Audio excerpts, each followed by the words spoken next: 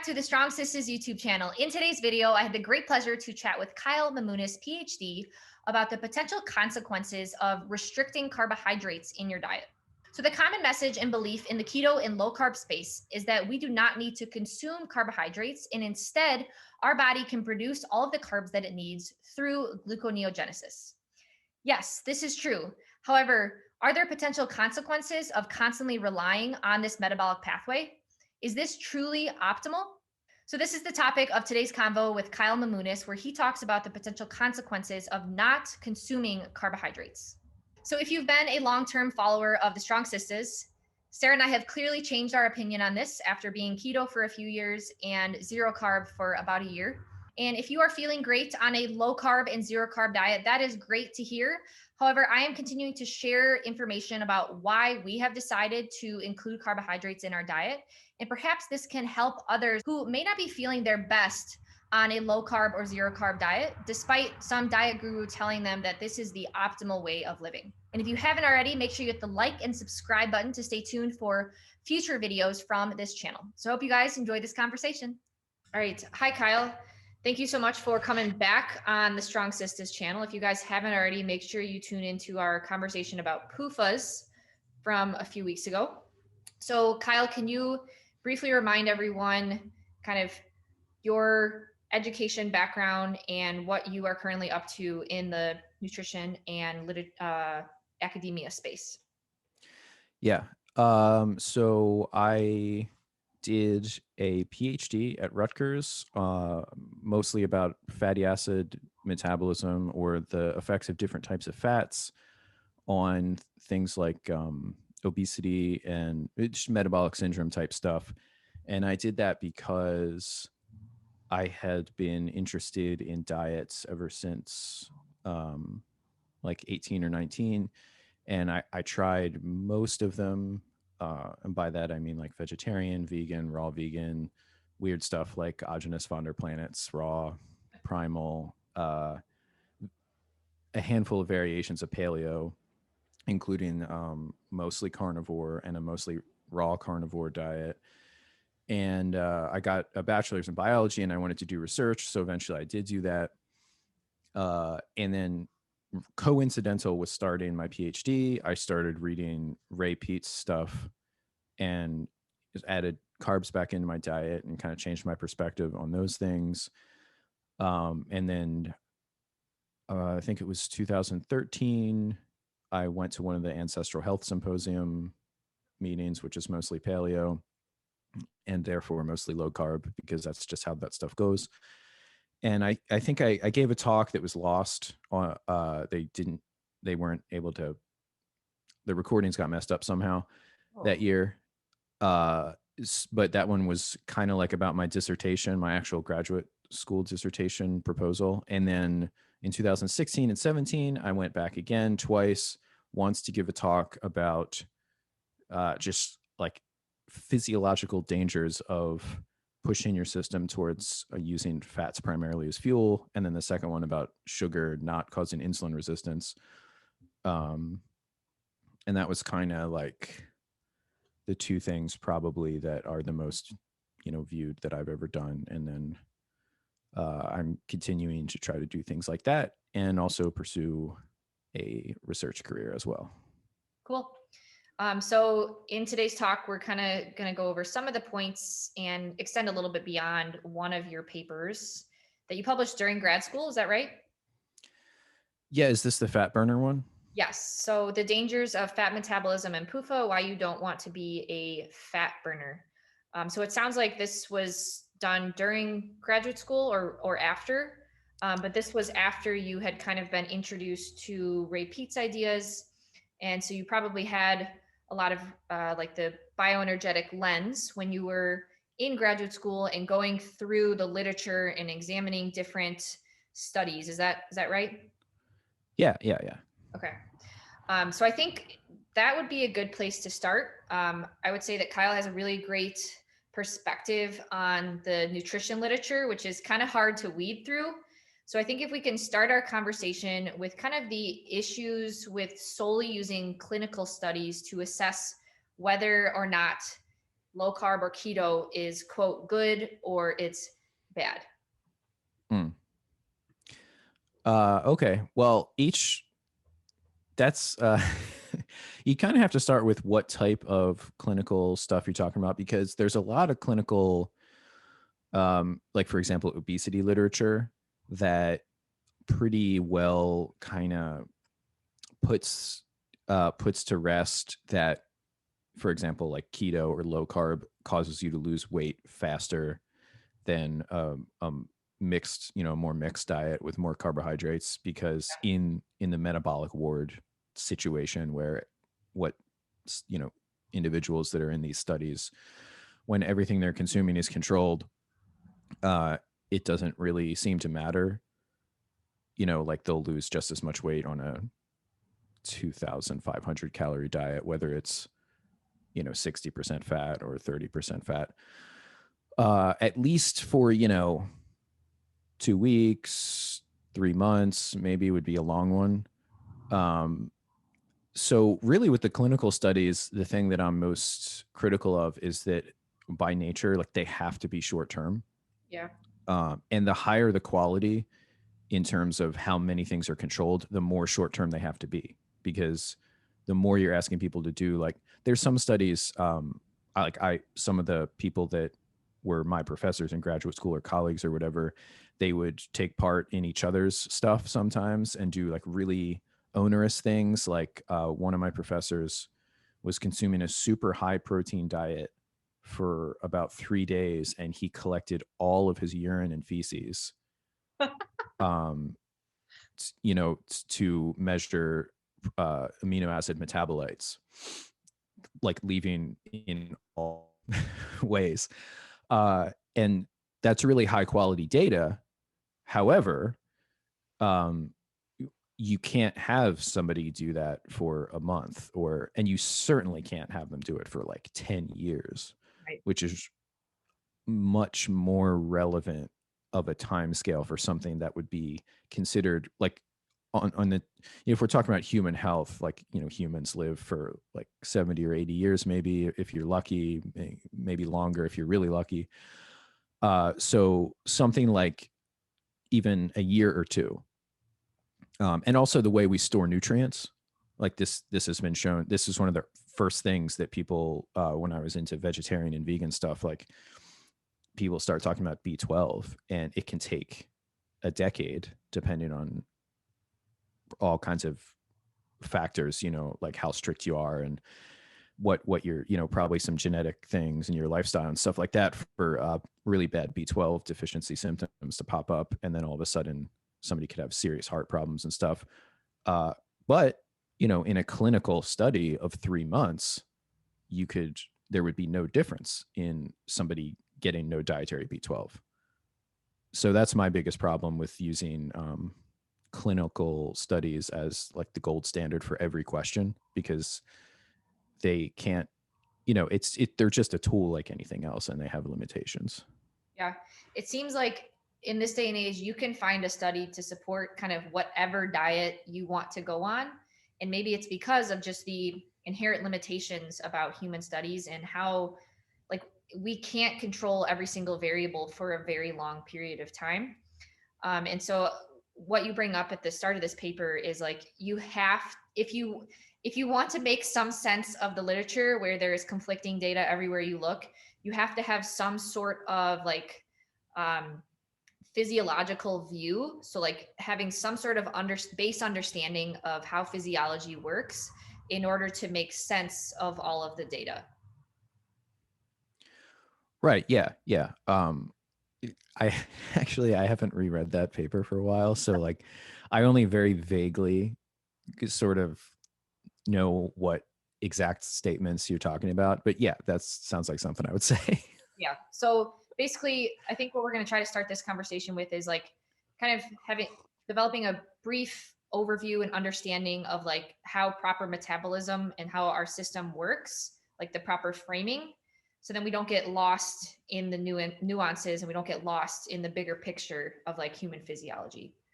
Hmm.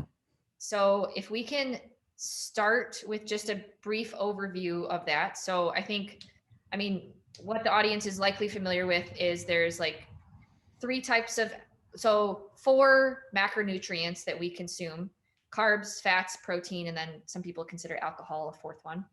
And then for energy options in our body, we can turn carbs and fats into energy, and then ketones can also be used for energy. But protein is ultimately more of like a structural building block, but that can be converted into carbs through gluconeogenesis if necessary. So I think if we could talk a little bit on like the different requirements of all of those energy molecules in the body. So for example, like what part of the body needs glucose, what part of the body can run on fats and things like that. Yeah. Well, just one addendum. Amino acids are actually converted into energy at a like reasonable amount.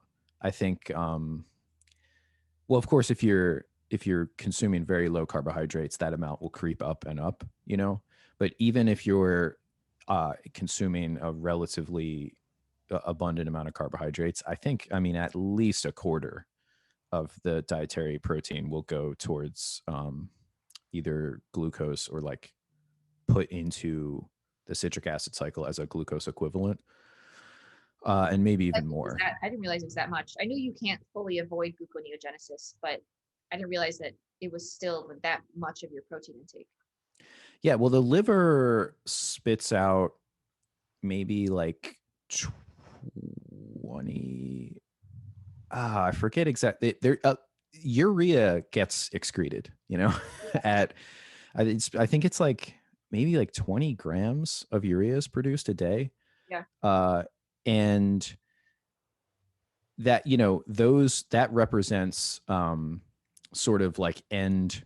So that's ammonia being metabolized, and the lion's share, like almost, we could pretty much just say all of them ammonia. That's not necessarily true all, but like for practical purposes, all of the ammonia that would be in that pool is from protein, from amino acids. And so if the ammonia is being lost, then that means the carbon skeleton, the alpha keto acid of that amino acid, went somewhere without ammonia anymore, which meant so. And there's always transamination happening. So some amino acids can go certain places, like alanine is sent around. For whatever reason, that's something that like the liver will send back to muscle, because the muscle can change certain amino acids into certain other ones, and the liver kind of has its own set of transaminations it can do.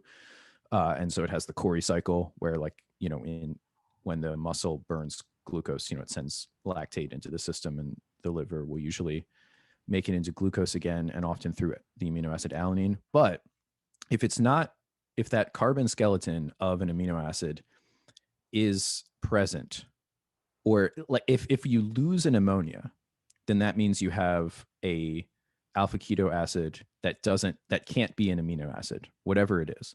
And so that will be metabolized as a sort of like glucose equivalent, depending on which amino acid it is. Some of them are require a little bit more things to go into the citric acid cycle. But yeah, so essentially the ammonia loss in our system is roughly equivalent to the amount of amino acids that are like end product used, which means like generally, because if they're made into protein, they still have their ammonia. Yeah.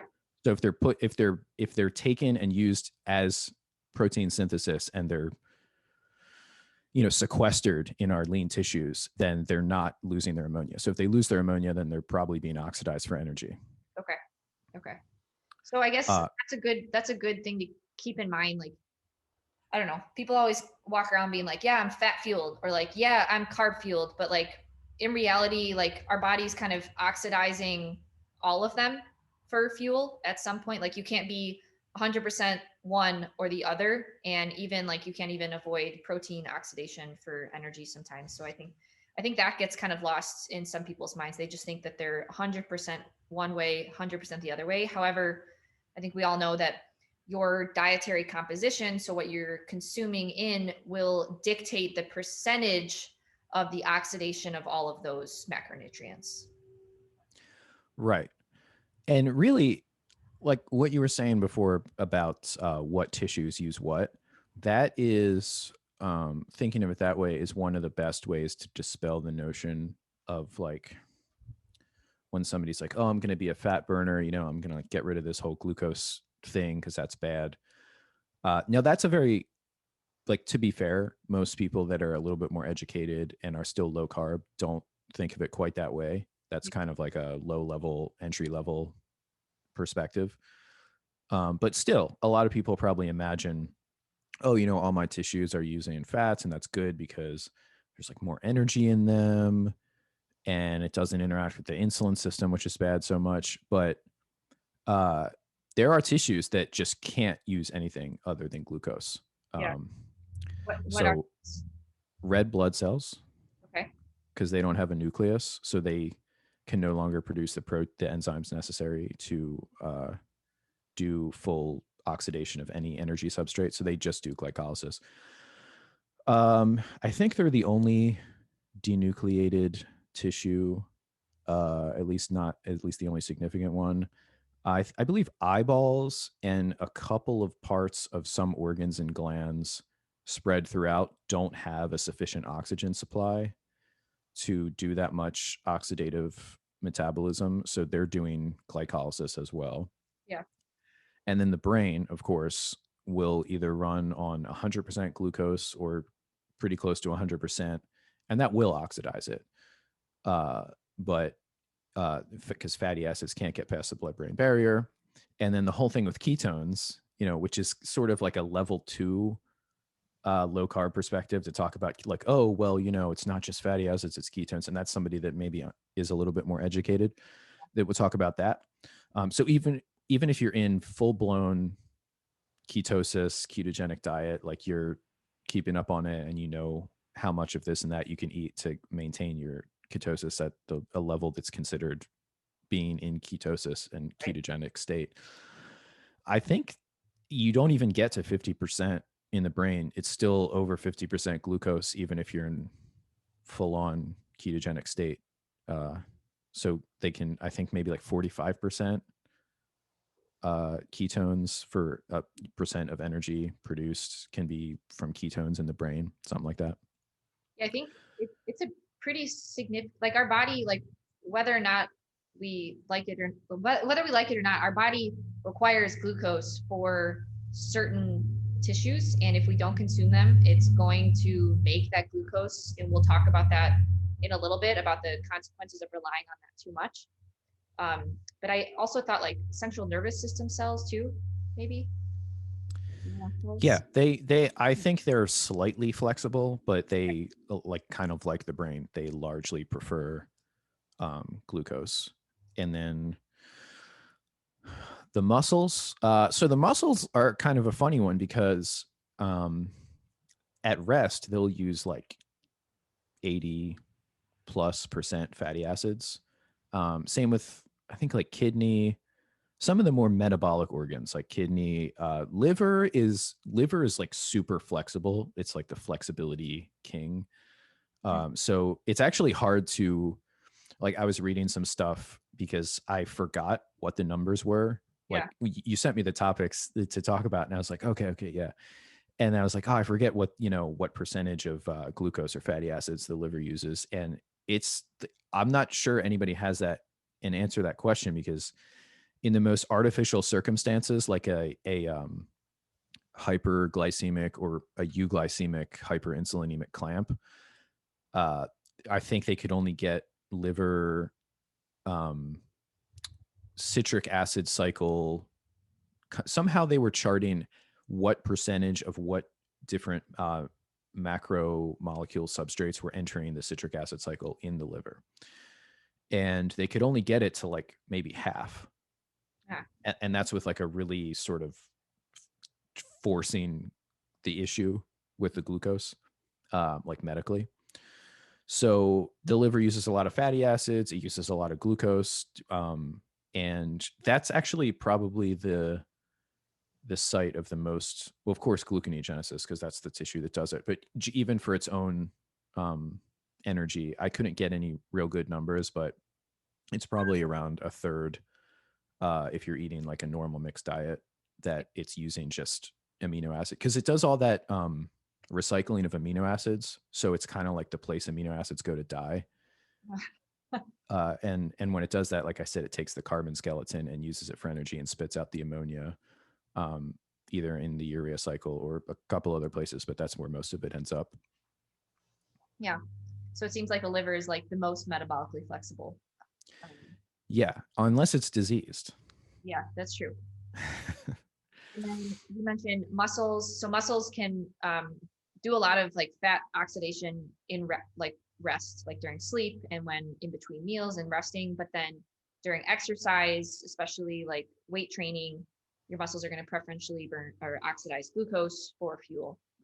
So there's very like throughout the body, like our body's going to switch off certain fuel types, especially for these more metabolic active ones. Yeah, muscle is a really good example of how the energy molecules are not just it's not just like you get ATP or whatever from this or that. It's that because glycolysis is so much faster than every other step in energy metabolism for something like anaerobic exercise, like weightlifting or sprinting or whatever, Yeah. you just can't do it. You can't keep up any level. Like I did a video on that like last year, Yeah. and I think I calculated again these numbers, these kind of basic numbers, which if I was going to write a textbook about like physiology or biochemistry, I would want these kinds of numbers and of course where they came from. But they're very hard to find. And I think I had to do my own math with a couple of different results that I found. But say you did like a weightlifting set, like a maybe like a compound exercise, like squatting or whatever, close to failure. If you were just refueling your muscle, like the creatine phosphate and the ATP and stuff to do another set like that, it would take like 10 or 15 minutes, like at the absolute fastest to be able to do another set. Um, whereas, people can do it in like a couple minutes. I mean, depending on how trained you are Right. and what the exercise is, people can turn around pretty quickly with that. And you can also see it in sprinting. Uh, if you watch a flat out sprint, there is like clear drops in the speed that have to do with when one energy is sort of exhausted. It's almost like a baton being passed off in your body, right? Because all of those things like ATP is being hydrolyzed, creatine phosphate is being hydrolyzed, and both of those are being resynthesized as they're being used Yeah. by glucose, glycolytic, and the muscle is trying to spit out more glucose with glycogenolysis, and it's also doing some oxidative phosphorylate, metabolism, which is super slow, and it's taking up stuff from the blood. So all these things are happening. So it's like the ATP is kind of this like super good runner, but it has to constantly be like given the baton from, and then there's like creatine phosphate too. And then, and glucose is like pretty good at supporting those runners for, like 15-second sprint or something. But like fatty acids is just, it would be like the goofy, like if you're like running a race and like the fourth runner is just like Z level awful and you're just like winning the race and then you give it to them and they like drop the baton and like So there's no getting around that fatty acid oxidation is a little bit too slow for some of these more like powerful movements and exercises. yeah, absolutely. Yeah, the only argument is it okay to just get your muscle glucose and the glycogen stores from gluconeogenesis? That's really the only argument, because if somebody's on a ketogenic diet, that's what's happening. Yeah. And so they're like, well, that's good because I think my diet's good. Yeah. Uh, Like there's no getting around if you do like very explosive movements like sprints or weightlifting, like I used to do on a zero carb, low carb diet. Like your body has to perform a lot of gluconeogenesis because, like we were just saying, your muscles need glucose oxidation to perform these faster pace, more explosive movements. It's just, it wouldn't be possible for your body to keep up the proper pace. yeah, exactly. So that's, that's coming from somewhere. That's coming from, depending on what your diet is. I mean, there's a limit, right? So if you are burning a certain amount of glucose or, amino acids as glucose or glucose equivalents, then that's coming out of protein that could be used for protein synthesis. And not just for muscle either, but I mean, like, every enzyme in your body. And also the kind of secondary amino acid metabolism, like there's just a lot of things that amino acids will tend to do, Yeah.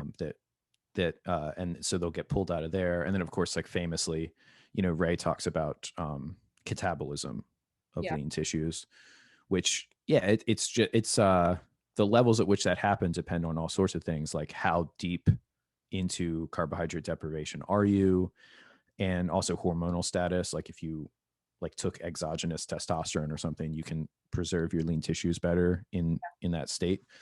But some of it will happen because your body is kind of tuned to the survival thing. So your body doesn't care.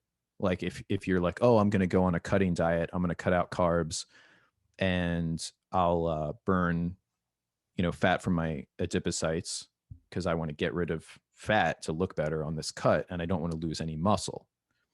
So your body doesn't care about your like aesthetic goals necessarily. I mean, your body sees it, there's a certain amount of, there's a certain rate at which it'll burn your fat and also burn some of your lean tissues. And, what it sees in its kind of like wisdom as not that important. Like it won't go after your heart muscle right away. Right. Right. That's saved for last. Well, so speaking of that, like my concern for someone who is very low carb and they want to make sure that they're maintaining ketosis, right? And so oftentimes maintaining ketosis requires limiting your protein intake because too much protein can cause too much gluconeogenesis and you can kick yourself out of ketosis, right? So Yeah. for people who want to be maintaining in ketosis, but then also working out, your body is going to use a lot of your dietary protein, your limited small amount of dietary protein, to make glucose for these mandatory organs that we talked about earlier that require glucose, like your red blood cells, just as an example. But then it's also going to make protein for like gluconeogenesis to be able to fuel your muscles during your workout. And then at what point are you don't have enough dietary protein to supply those needs.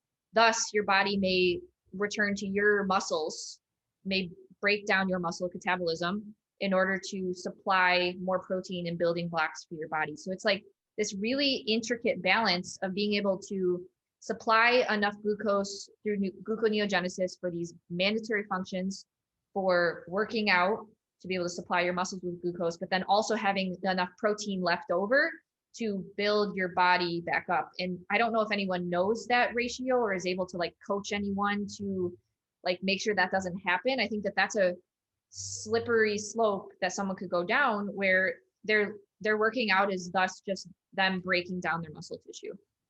Right.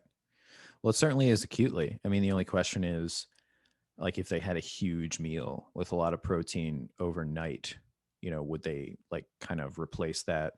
I don't know the numbers, like all of those numbers off the top, but I do know the famous, like about 120 grams of glucose in the average human brain would be used per day. So if you think that's probably that number is probably taken from somebody eating a normal, reasonable carbohydrate diet. So that's like basically 100% carbohydrate, 100% glucose, or derived from glucose. Of course, it's glucose because I said it's glucose. So someone who has a normal diet is thus their brain is then relying on 100% glucose. Yeah. Okay. Yeah. Versus. Yeah. So if you just think like, well, what I'm saying is, so about 120 grams of glucose, right? Now that's when you're fueling your brain with pretty much 100% glucose. Now, if you're getting, let's be generous and say 50% of the energy from ketones. Yeah. So, but then energy per gram. All right. let's just just for, because I don't want to do the math right now, that's complicated, but let's just say you cut that down to 60. Okay. Okay. 60 grams of glucose per day, even if you're in like a ketogenic state for your brain. Yeah. So if somebody has to say eat 20 or 30 grams of carbohydrate or less to stay in ketosis, then that means the remaining whatever, if somebody actually did the math, like with the grams per energy of ketones versus glucose and got those grams correctly, whatever's left over, that's coming from amino acids. Yeah. That specifically, amino acids that are, because it's not like the liver where it can take the alpha keto acid equivalent and throw it into the citric acid cycle, because the brain is taking these things up as glucose. So it's specifically glucose being made pretty much entirely in the liver, put into circulation and being taken up by the brain. So already, even in a totally ketogenic state, you're looking at like, something like a minimum of 30 grams, maybe more, 40 of glucose that is going to be come out of protein. Yeah. Yeah. And then, and that's if you're eating like 20 or 30 grams of carbohydrates. If you're eating 0 carbohydrates, then all of this is just coming fully out of protein. And then that's not counting. Now, I don't have the numbers for red blood cells on what they consume, but of course they only consume glucose. A lot of the eye and, like you were saying, nervous tissue, especially the optics and certain other places that just don't get enough oxygen to fully oxidize, and they have to do glycolysis.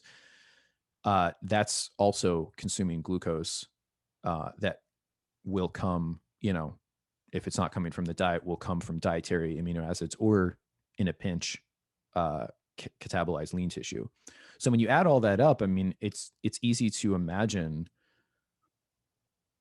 at least 50, maybe 100 grams of amino acids just being pulled right out of your intake for these glucose equivalents, or in glucose proper in the case of the brain and the red blood cells.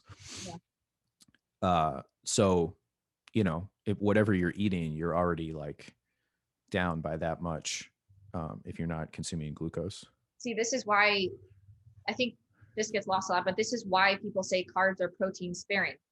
Because when you consume carbs, your body can then use those carbs for like non-negotiable glucose functions, and then it can use the protein to build your muscles, build other structures inside your body.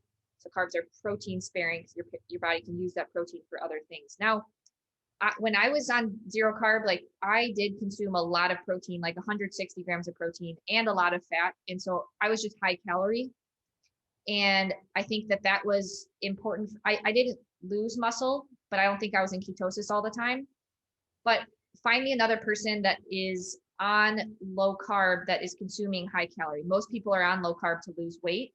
Mm-hmm. So it's like I think it's a very delicate balance to be able to find your ideal protein while not doing catabolism, while also trying to lose weight. I feel like that's a really tough thing to try to balance.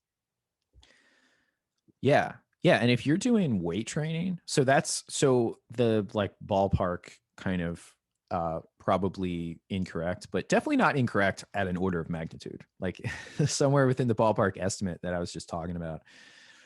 That would be for like a sedentary person. So if you're consuming, glucose equivalents in your muscles with explosive exercise, then it just goes up from there. And Yeah. of course, like ironically, those are the very people that want more amino acids for protein synthesis. Yeah. The people doing those exercises. So it's like the very it's like, oh, how deliciously ironic. Like the very amino acids that could be building your muscles are like being used to fuel your muscles to exercise, to like send the signal to your muscles to do protein synthesis. Yeah. And not have many dietary protein remaining to be able to rebuild. Yeah. And that's why, that's another reason people talk about like brain fog and all different kinds of issues, because the body, it's kind of like, at least it seems to me like when you're limiting things like this, whether you're just limiting straight up calories or you're limiting, cutting out one macronutrient, it just doesn't seem like that's what your body wants. And it kind of seems like a computer that like just doesn't quite have enough RAM. And it's like trying to decide like, or like compute, CPU power, like where to put it, it's like you open up your task manager and it's like 67% over here, and it's like everything's kind of slow and freezes for a second. And it's just not enough stuff. And that's really how I see, like, just stepping back big picture for a second. The ketogenic diet is sort of this philosophy that what I think is a survival mechanism, because people did have to go through times, especially at certain times in history and especially in certain geographic areas where they didn't have access to X, Y, or Z, whether that's carbohydrates or even calories or like protein or iron. There's all kinds of things that people didn't have constant access to throughout our history. And so we have really elegant recycling systems or retention systems or backup energy systems, saying systems over. um, and, obviously, like people would say, oh, because we can sort of not use glucose, which of course isn't really true, but you know what they mean, to survive. Oh, that's like the natural state. And having a constant supply of glucose is unnatural, and that's causing all these diseases. But it's sort of like saying because you can survive being like beaten and starved or something, and like, for some amount of time and then go back to a normal life, like that's, oh, the normal state is like being beaten and starved because like we could survive that. It's like, yeah, we're designed to survive it, or else we wouldn't be here. Right. If there wasn't a system for something like ketosis, then any humans that didn't have, carbs for a few days would just be dead. Right. That doesn't mean it's like the goal that you should do, your diet that way. Yeah. It doesn't mean it's not. Yeah. It's just like there's an obvious explanation for the existence of these like backup systems. Yeah. I have obviously changed my opinion on this, and for anyone that's been following us will know.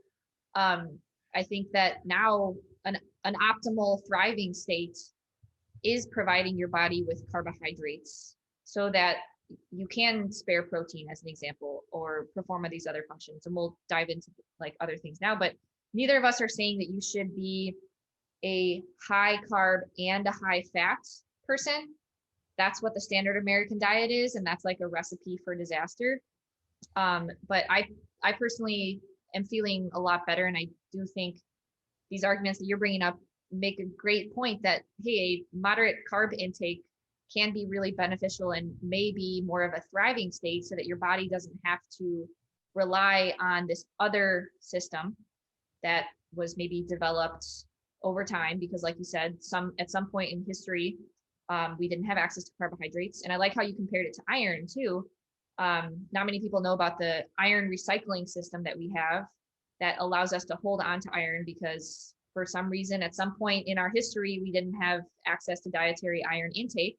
And so now we only need to consume a smaller amount, and it's able to recycle a lot of the iron that we previously consumed. That was a good analogy. I didn't even think about that. Yeah. And you can also imagine like before there was a time when people didn't have any medical technology or like bandages or even understand arteries and veins such that we do now to like quickly stop bleeding. Yeah. So yeah, like, but people would get cut. I mean, people got cut more because they had more physical activity. They had to use their bodies more for things, and people would have injuries. So yeah, you can imagine all kinds of things like joint inflammation and the clotting, which is just another type of inflammation. It's like another expression of the same kind of monocyte reaction, just for a different tissue. These are all, things that would be like super useful if Right. you sprained your ankle or got a gash or something and you're like, caveman, so to speak. Right. Right. Yeah. Okay. So now I think if we can briefly review how these different energy substrates are oxidized. Well, like the difference between them, because at some point in the cycle, like fat oxidation and carb oxidation are like pretty much similar, but a lot of the intro steps make things a lot different and create different environments. So I wrote down a few points that you bring up in the paper, but could you give like a brief overview of the difference between carb oxidation and fat oxidation? And like we brought up earlier, there's never going to be a single body that is only doing 100% one or 100% the other. Like at some point around our body, this is happening. These are both happening at different rates, but your dietary intake will dictate which one is being performed more, whether you're oxidizing more carbohydrates or oxidizing more fat. Right. So the biggest difference is that glucose can go through that first glycolysis step and make two pyruvates. After that, it's pretty well. So what you get out of that is 2 ATP, in just the like you open up a biochemistry textbook. And that is the fast energy that you can get from glucose. And then once you have your two pyruvates, they go through something called the pyruvate dehydrogenase complex and get sent into the mitochondria with a coenzyme A as acetyl-CoA. And at that point, they lose a carbon to carbon dioxide. And that carbon dioxide that's lost in the pyruvate dehydrogenase complex, which is 3 enzyme complex that turns pyruvate into acetyl, that is the difference in the respiratory quotient. Because you'll hear people say that the respiratory quotient for burning carbohydrates is 1, and for oxidizing fats, it's like just under 0.7. And that means the amount of CO2 divided by the amount of CO2 evolved divided by the amount of O2 consumed is 1. So it's 1 to 1. And that difference is from that first processing step that gets you a little bit of energy, but it's enough that that's what's really used to fuel the kind of anaerobic exercise. That's what glucose does for you. And yeah, once they're both made into, okay, so yeah, there we are. Just as a note, like this is such a simplified version. Like metabolism in general is this like chaotic mess and it's so complicated. This is just a very generalized version, but the point of this conversation isn't to like go through every metabolic pathway, just kind of give an overview of some of the differences between the two. Yeah. So in the like that, that's the mitochondria, there, and outside of it, that's where the glycolysis happens and the pyruvate, goes in. And so that's where you get the 1 CO2 loss. And then you see in this TCA cycle, it also has CO2 coming out. I believe there's 2. Yeah, 2, because it's acetyl 2 carbon unit. So you lose 2 CO2. So you produce for every unit of acetyl-CoA, which is like the basic unit that both glucose and fatty acids and the amino acid equivalents that can get put into the citric acid cycle at different points, create those. Since it's basically you take these energy substrates and you create into them a standardized 2 carbon high energy unit that's attached to a coenzyme that just facilitates its entry into this cycle. It's attached to a 4 carbon unit that then has to be regenerated, because now you have 6 carbons. Okay. So there's a 4 carbon unit that starts in the beginning of this, the TCA cycle. You add the acetyl to it. Now you have 6, and the whole cycle is taking those 2 carbons that you had added to it off. And that involves a lot of rearrangements. And as they're taken off as CO2. And as they're taken off, that releases energy. And that energy is transferred as high energy electrons on hydrogen that gets attached to NAD to make NADH and FADH to make FADH2. And then those get sent to the electron transport chain. And this is where it gets a little dicey, because there are some people like Ray, some of the people that Ray talk about, like Gilbert Ling, say that the way the electron transport chain happens is he would use the accounting the same way. Like he thinks ATP is very important, but for a different reason, and that it's produced in a different way. But the classical explanation is that those high energy electrons attached to those basically energy transport molecules, kind of like a battery. In fact, a lot like a battery, because a battery is, a chemical that's pushed against its chemical gradient to store energy with electricity. So it's like a slow biological battery in there, and you send the current, more or less, of these high energy electrons through these carriers, and then they let them go through the enzymes of the electron transport chain. And then this drives a secondary sort of electrical system, except instead of electrons, it's protons, pumping protons up against its own gradient, concentrating them in between the inner and outer membrane of the mitochondria, and then letting them flow back through, which kind of like, and again, some people don't like this explanation and think that there's a different chemical process going on. But whatever's happening, you can just imagine sort of raising the energy level of one part of cellular machinery, sort of like a water mill. So imagine a stream of electrons feeding into a water mill that pushes the water up right in the buckets of like one of those water bucket things. And then once they're up there, they can be dumped, and you just raise that water against gravity. So that represents potential energy. Yep. And that's dumped and creates, in our system here, ATP. And just as the final accounting, so you get the same amount of ATP from an acetyl CoA of any source. But the difference is, depending on how long a fatty acid is, it's broken down by 2 carbons at a time. So the amount of acetyl or acetate that it can make is just however is its chain length divided by 2, whereas glucose always makes 2.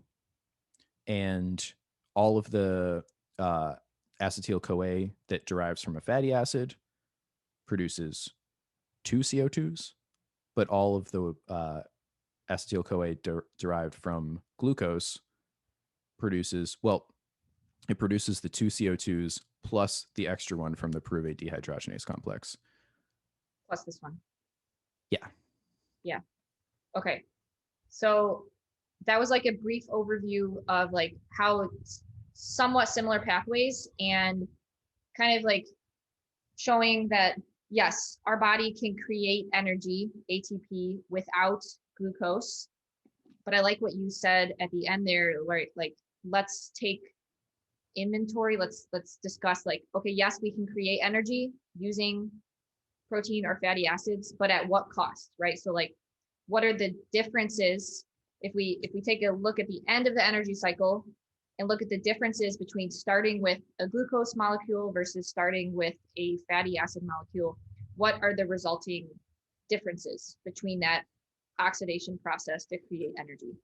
So I wrote down a few points, and I think if we can maybe go through some of these, I think that'd be helpful to understand, like, there are consequences for which energy molecule is being oxidized, which is being prioritized to be oxidized.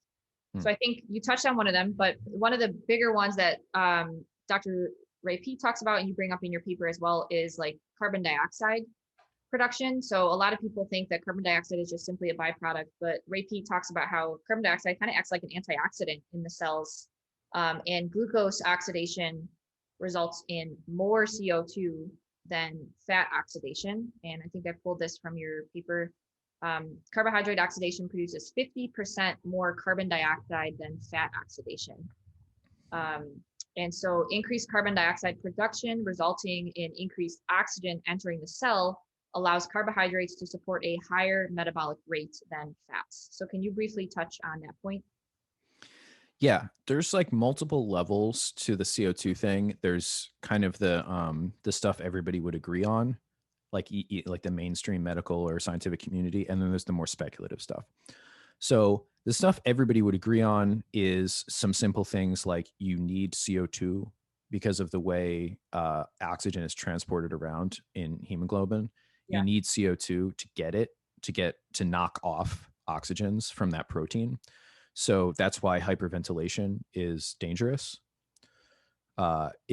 If you have too much oxygen and no CO2 in your system, the oxygen will not be delivered to your cells. Now, with medicine, unfortunately, it's really it's easy to show acute effects. So like if somebody's acutely hyperventilating, they can pass out. They could even have a seizure if their brain doesn't get oxygen long enough because there's not any CO2 to deliver the oxygen to the brain cells. I guess it could even be fatal. Whereas something that's chronic, like just having an average lower concentration of CO2 in your system over time, then perhaps it would be otherwise, and a higher concentration of oxygen. It's a lot harder to show effects of that because that would be something over your lifetime. And that's where you get into the more speculative realm. But one thing to consider is that, so oxygen gas it's like a weak base, a chemical base, like a Lewis base molecule. And CO2 is like a weak acid. And if you'll notice, all of the parts of your body that are exposed to oxygen, to ambient oxygen, they're the things that have multiple layers of like dead cells, like stuff like your skin and hair, right? So everything that's exposed is either, with your eyes, it has like kind of like a fluid, like a membranous sort of protective thing, or it's got like basically layers of dead or dying cells to protect from, if you just expose your skin, like everybody knows, like you can't just expose, a living layer of skin, or like, if you peel back, like you torture somebody, like expose their muscles. Yeah. And the reason why is because oxygen is very reactive, and it's in the way of a base. So it would oxidize and mess up any tissues that weren't sort of designed to withstand that. And every level that you go from like the superficial to the deep of your body, and even into the level of intracellular, the protection is less. So you're getting more to like the delicate stuff. And also the level of CO2 is higher and the level of oxygen is lower. So the highest amount of oxygen we encounter is in air, and that's the lowest level of CO2. Yeah. And then in our blood, the oxygen is lower and the CO2 is higher. And then inside the cells, the oxygen is still lower and the CO2 is still higher. And some people claim that the CO2 inside your cells, or even inside mitochondria, is kind of like what atmospheric CO2 used to be in like ancient evolutionary history, because CO2 used to be a lot higher. And maybe that's why, there's these layers of protection, because there's this kind of like ancient sort of bacteria type thing inside of our cells, which is the mitochondria. Yeah. And they couldn't live in our oxygen world. So we kind of carry them around and like take the hits. And, but then similar to iron, right? So it's dangerous. It's very dangerous, but it's also necessary, because it is the ultimate oxygen, that is the ultimate acceptor of the sort of falling cascade of the high energy electrons that we use to harvest energy from these different energy substrates, fats, carbohydrates, etc. Yeah. So that's kind of the more like I said, speculative view of CO2, which is and of O2. So they're kind of these partners, right? Is that CO2 represents like the most sort of reduced form of, it's like the most acidic form of oxygen. And then oxygen is like the most basic, well, outside of hydrogen peroxide. And then you get into the really dangerous things. But in terms of like the not sort of pathological, just molecular oxygen. So CO2 protects.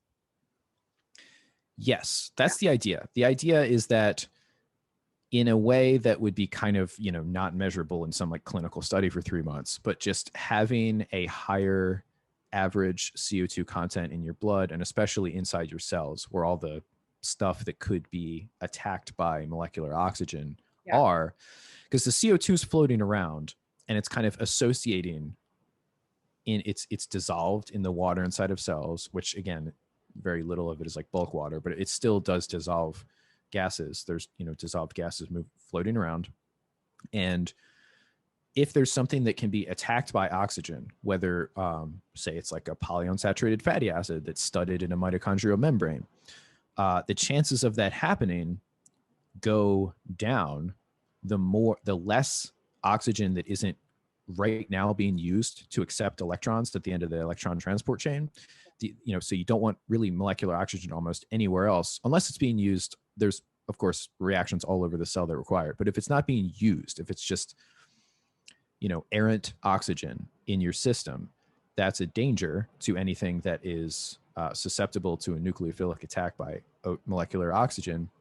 And if there's a CO2 there instead, then it can't associate close enough to do the chemistry that would cause damage to that cellular constituent, and just multiply that times like a trillion over your lifetime. Yeah. And maybe that would result in like slower aging, for example. Yeah. Well, so I've heard some people in the keto space say like, well, our bodies so tightly regulates our CO2 and our O2 levels in our blood and our body that consuming carbohydrates isn't going to make that much of a difference in our physiological levels of CO2. But has that been proven otherwise? In the blood, there, I don't think you can really, like if you take somebody that's on, a low carbohydrate diet and put them on a high carbohydrate diet, I don't think that always results in differential blood levels, because those are Tightly regulated. Yeah, but that's not, there is a difference inside the cells. So it's just there's a certain flux. Yeah. It's kind of like the greenhouse effect. Like if the sun is sending a certain amount of energy to the earth, like that doesn't change, but you can like retain it for longer or less long depending on what the gases are in the atmosphere, and that causes the heat to be different. So like if you think of it like, even if the amount, it's like, for example, people talk about the pH of the blood is tightly regulated. If it went out of whack too much, you would just start to have like serious issues right away. But that doesn't mean that the local pH in certain tissues or in certain cells is not like reaching pathological levels and causing these processes that add up over time, to produce some type of disease state. Okay. Which again is the stuff that is almost impossible to like prove. Right. Can't monitor someone for X amount of years. Yeah, and you can't like biopsy into a cell Yeah. and be like, okay, how much CO2 is in this cell? Right. Like, I mean, you could do that with certain really large cells on a petri dish, but obviously that's not a body. You just can't do some of these things. Like, it'd be nice if you could. See, this goes back to what we started at the beginning of the conversation with, which is some of these things you just simply can't test. And so you have to kind of just understand physiological processes to know like what the byproducts are and understand those as a base framework first, because you can't necessarily, it's just not possible to prove some of these things. But so if I briefly summarize the CO2 part, correct me if I'm wrong. So carbohydrate oxidation results in 50% more carbon dioxide as a byproduct, but you can view carbon dioxide as a good thing for a number of reasons. First, CO2 can almost act as like an antioxidant and protect against damage from these more harmful gases. And then the second reason, which we didn't touch on yet, is it allows us to increase our metabolism. It allows us to produce more energy, because more CO2 allows for a more efficient delivery of oxygen, which means we can generate energy faster. We can go through that energy production faster. So you can generate, as a result of having more CO2 in our cells, we can generate ATP faster, and so therefore our metabolism is faster. Yeah. Yeah, it's just better for the overall stream. Now, there's a certain level at which, because if you put somebody in a tank and just pump in pure CO2, you'll kill them. Right. So just like anything else, there is like a sweet spot, and I don't know exactly what that is. A lot of people say they feel better if they do like bag breathing for a little while or practice trying to You take reduce. Yeah. You like slow down your respiration rate and just basically, and you'll also notice like you can feel at least I've subjectively experienced this, like when I try to do something like that, you can feel kind of a warmth, a warming effect. Another thing that I noticed, I think Georgie said this years ago on one of the first podcasts with Danny, but if you have if your nose feels stuffed up, but not necessarily with like mucus, just sometimes the capillaries there kind of feel like, if you pinch your nose closed and try to not breathe that much, and it'll build up CO2, and that dilates the vessels. Yeah. Because at every level, CO2 increases oxygen delivery. So it's at the level of hemoglobin, and it's also at the level of vasodilation. And then it's at the so it's at the level of hemoglobin at the cells where the oxygen is being dropped off, and also at the lungs where it's being picked up. So at the cellular level, and then also at like the organ level, people have also talked about how like CO2 can be beneficial for like recovery because it improves vasodilation to a certain location. Right. Yeah.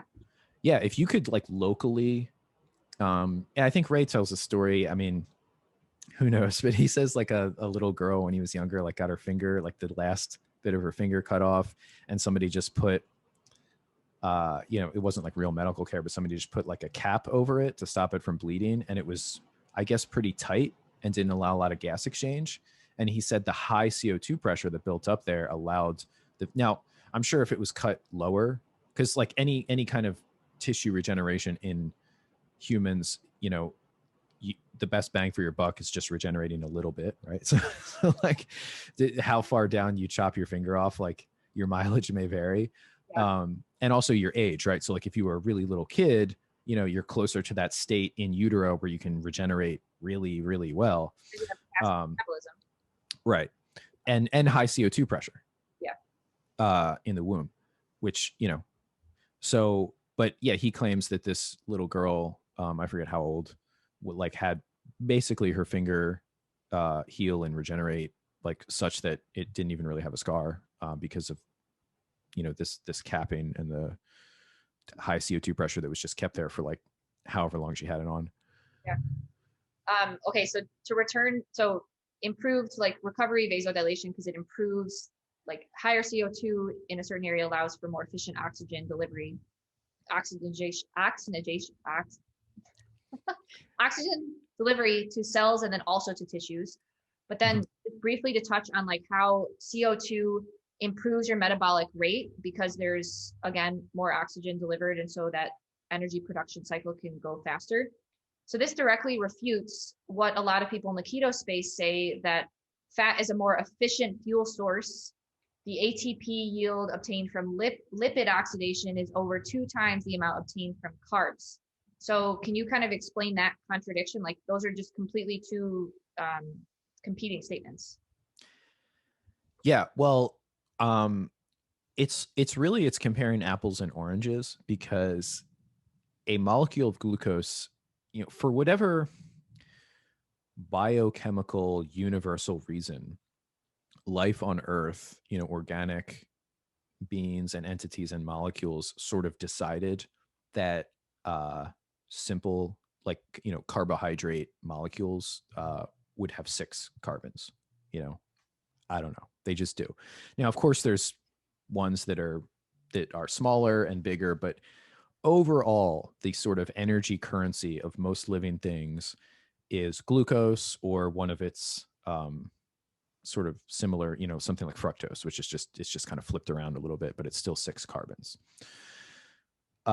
Whereas for whatever reason, fatty acids, which are put together differently, so they have less oxygens, which is why they require more oxygen to produce the same amount of CO2, they vary widely in their length. and 6 carbons would be a very short fatty acid. And most of them are in the like 10, actually most of them dietarily would be like in the 14 to 18 carbon length range. And then the ones that are the more, like your DHA and like EPA and all that stuff gets into the low 20s and even the mid 20s, 24. So to take one fatty acid and one glucose and compare them is retarded, because it's what you should be comparing is like energy per carbon, or energy per acetyl CoA derived, carbon, like derived from that energy substrate. Right. So it's just kind of a stupid thing to say. It's like trying to compare, like an electric car battery versus a gas tank. I mean, there's obviously, at the current technology, right, like batteries have a pretty limited ability. Like it would be super ridiculously expensive to have a battery that could hold the amount of electricity that would take a car the same distance as like a normal fuel tank for gasoline. That's Right. just where we are now. Who knows if that'll ever change? I don't know. I'm just saying it's a dumb comparison. Everybody realizes that that's just the trade-off there, right? Is that like, but of course, electric motors can accelerate faster. Except, I mean, I don't want to get, there's certain like RPM ranges where internal combustion can be faster at some speeds. But anyway, so it's just comparing apples and oranges. It's not relevant that, because the actual production of ATP, like whether you're talking about per second or per oxygen being used, per any of the stuff that's relevant, per, like I said, per carbon, like per organic carbon, is not that different. It's just that fatty acids are just a bigger molecule. So it's like if glucose was 9 carbons instead of 6, or 12 instead of 6, then it would produce twice as much ATP per glucose. But it's 6. Right. So it's just like it's kind of like saying the dollar is worth more than the peso. But then it's like, well, okay, what if the peso is like the cent? Yeah. It's like you could call your currency whatever you want and say this is worth more than this. Yeah. Like all that really matters is like the average person who has a job, the money they get, can they buy more stuff than the average person in the other country getting paid in that currency? Like that's kind of a more like relevant measure. Because like if I got paid 1 billion pesos a year, then that's awesome. Like, and if somebody gets paid like 30,000 American dollars, then like I'm way better off, even though they'd be like, oh, the peso is not worth anything. It's like, yeah, okay, whatever. Right. Oh, that's a good way to think about it. But I also think another way to think about it, you were saying fatty acids are just like longer chains, right? But you hear people say that like, oh, MCT oil improves your metabolism. It keeps your metabolism fast, which no one's denying that. Like even Ray Pete, Georgie talk about that too. Like MCT oil, smaller fatty acid chain improves your metabolism. Mm-hmm. Glucose and MCT have similar length structures. So they're kind of similar, but then other fatty acid structures are a lot bigger than MCT. And so that kind of helps put things in perspective too. Like why would people say MCT oil improves your metabolism if it's such a smaller chain length relative to other fatty acids? Yeah. And it's the way that it's different than the longer chain fatty acids is that it's more like glucose. So they're kind of saying like like medium and shorter chain fatty acids are better. And then they're leaving out the like in parentheses because they're more because they adopt some of the properties of glucose, because they get like, for example, they get into the mitochondria faster. Right. And same thing with ketones, by the way.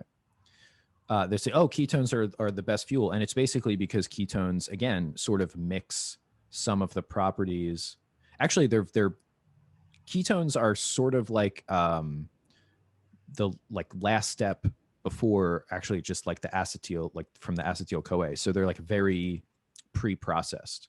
Yeah. So that's why they're a good fuel, is because all of that work that, again, and this is just like a universal thing that life on Earth kind of developed, right? Is that fats are this storage. And it makes total sense because, yes, why, if fatty acids were both more dense, which they are, they can be stored with less water. So like per, pound of body weight, you have more calories in fat Right. stores than in other stores. And well, that's basically like, so they're denser. So if they were denser and faster, why would we even have glucose? Right? It doesn't make any sense. It's like, how you have to, it's sort of like if you had a tool, like you're trying to do a job and you have like, screwdrivers and hammers and stuff. If you have one tool that does the job of itself and another tool better than the other tool, then just get rid of the other tool. Why would you have it? Right. We have screwdrivers because they're better at turning screws than hammers. Like, Yeah. you can turn a screw with the claw of a hammer if you're desperate. I mean, you're like sitting in a room that's like, so I'm sure you've done like construction recently. Tools can substitute for each other. Right. In a pinch. And sometimes actually you shouldn't, because it's dangerous and you can hurt yourself. You can damage the tool, you can mess things up. But sometimes if you know what you're doing, you can use a tool that's designed for one thing and kind of adapt it for another purpose if you don't have that specialized tool. Right. But the point is, the specialized tool would be better. So yeah, so for storing long-term, like emergency large amounts of calories, fat is better than glucose. Like, that's, I'm comfortable saying, like, I'm a pro glucose person, but I'm comfortable saying that because that's just how it is. The same way as amino acids can do a bunch of things that fat and carbohydrates can't do, like, and not just make, proteins, but like other aspects of metabolism. Yeah. And they're all needed. Right. And it's just really silly to think like, oh, like the low carb people or keto or whatever, like I don't know what the most common moniker is right now. Right. But it's like they think of glucose as a nuisance, maybe a necessary evil would be like the enlightened perspective. Like, oh, well, you do need some of it. It's just we want to kind of eliminate as much. Like they think of it as like vices, like, oh, we can't get rid of all gambling, but let's try to like have as little as possible and like keep it away from the children. And that's just like when you're talking about biological molecules that like, life has been using for all this, it's just kind of a stupid way to think of it. Now, if you're thinking of toxins like gamma rays and mercury and stuff that's like doesn't have much of a track record of being very useful to organic beings, then yeah, we should just go ahead and try to limit that. Right. Right. Yeah. Well, you hear the argument all the time, like glucose in the low carb space, that carbs are the only non-essential macronutrient for us. Like we don't need to consume it because our body can make all of the carbs that it needs from our dietary fat and protein. I don't think we dived into that enough. So can we talk about some of the potential consequences of relying entirely on gluconeogenesis to get the carbs that our body needs? Well, I think we kind of talked about it. It's just basically that it produces more ammonia. Yeah. Which there's just really no good reason for that. And depending on what's going on, and like you said, I mean, unfortunately, you're kind of caught between a rock and a hard place, because if you try to get your energy by eating more protein, then you're doing more gluconeogenesis. So that requires, of course, the stress hormones. So you're ramping up that system like cortisol, and you're producing more ammonia. And then if you try to limit your dietary protein, to try, to stay in ketosis and try to get ketones to be a more, just have that be as much of an energy source for you as possible, then you're getting to that sort of tough choice for your body where it starts being like, yeah, but I still need to do some gluconeogenesis and I still need to do protein synthesis. And now it's a problem. Yeah. And that's really the two main problems. And both of those systems, I mean, whether you're limiting protein to go more towards ketones or you're being more liberal with protein, you're still running stress hormones. It's just what's happening in the liver is different because it's either being overwhelmed with fatty acids so that it can't even do beta oxidation fast enough. And that's when it turns on the ketogenic sort of system and starts exporting those. Or it's just doing more and more and more amino acid metabolism and catabolism. Yeah. So I think that's an important point you brought up, the stress pathways. So again, this returns back to our intro conversation where like kind of fighting about studies doesn't necessarily always lead us to like an end agreement or end place. And understanding the physiological principles is an important thing. Can you talk briefly like how activating the stress pathways and the stress hormones are just unavoidable for gluconeogenesis?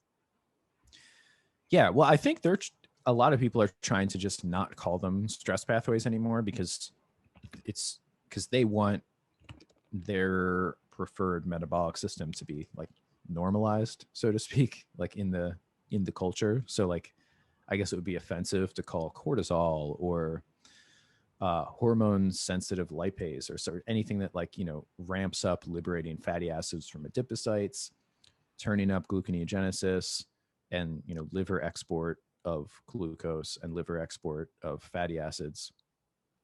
Anything that does that would be considered like good to them. So, but I mean, it's just a fact that cortisol and epinephrine, which are the two sort of main drivers of those of releasing fatty acids and turning up gluconeogenesis, are also turned up like from, I mean, things normal people call stress, like getting like some homeless guy screaming in your face as you're walking down the street, or like being chased by an animal, being frightened, being sleep deprived. All of those things also turn up those same hormones. Yeah. So, and starvation. So at a certain point, you look at the things that cause that like hormonal profile in the body and the overall physiological profile, and they seem to be all like bad things. Yeah. So, and there's this argument, and it does make kind of a certain kind of sense that maybe we're designed to have this cyclical bad thing. Like some people might fast once a week or something, or have like their own take on, because obviously some amount of stress, and I don't know if we talked about this last time, but like eliminating stress would be kind of like being in a bubble, and like not moving or whatever. And that's a tough sell. Like that doesn't, it's not even really living. But on like, if you're, say your body's not being exposed to gravity and your muscles start to atrophy, and that's actually bad for like all your organs. Like you need the stress of gravity, and you need certain things to, because we've evolved and are designed to withstand those things and to sort of push against them, and that's how our physiology works. It just doesn't seem like chronically having the systems elevated that are the systems that are elevated from acute problems like something really scary or dangerous happening or starvation makes sense. Yeah.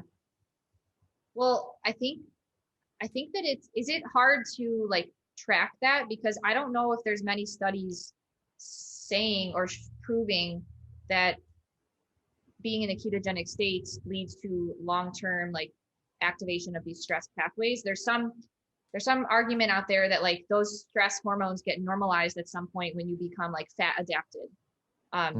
And so I think that's the biggest pushback that I've received from others, is that like, okay, that's great that gluconeogenesis requires, and being in the state of ketosis requires activation of the stress pathways, but there's no studies documenting that those levels are elevated in humans.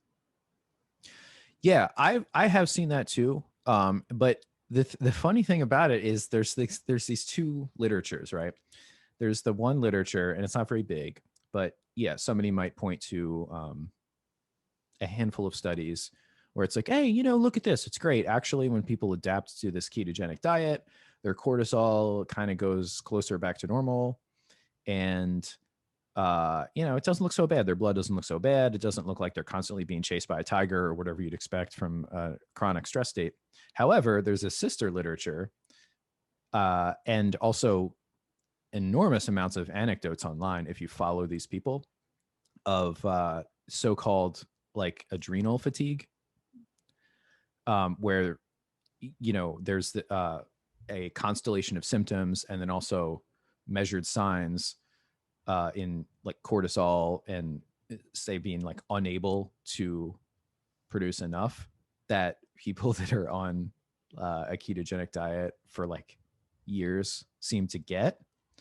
So on the one hand, it's like it seems like their hormones start to go down, but is that because their body's getting used to it, or it's just not able to keep up that level? And it does find a way, like, because for example, every hormone, uses a type of receptor system, and you can have the same amount of signaling by making the receptors more sensitive or less sensitive, or changing the downstream molecules that are activated or deactivated by those receptor systems. It's a whole thing, right? So like with steroids and stuff, like you generally, if you took like an anabolic steroid, you will get a boost in anabolic signaling, but the receptors will also get kind of turned down a little bit. And whether that means that their downstream phosphorylation events are reduced, or some of them get internalized and destroyed. So the cell will like put out more receptors when it